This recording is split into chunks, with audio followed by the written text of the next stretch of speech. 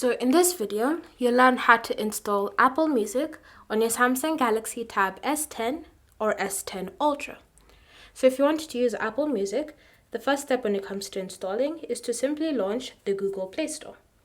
From here, you want to use the search function, and then you want to type in the words Apple and then Music, then search.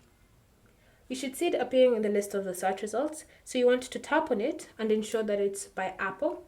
And then the next step is to simply select install and wait for the app to be downloaded onto your tablet.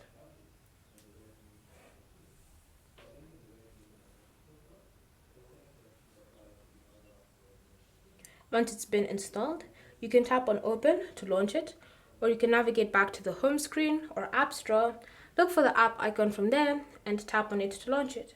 From here, go through the process of setting up Apple Music. Now you can start using it on your Galaxy Tab S10 or S10 Ultra. Thank you for watching. If you have any questions or comments, leave them down below and we'll get back to you.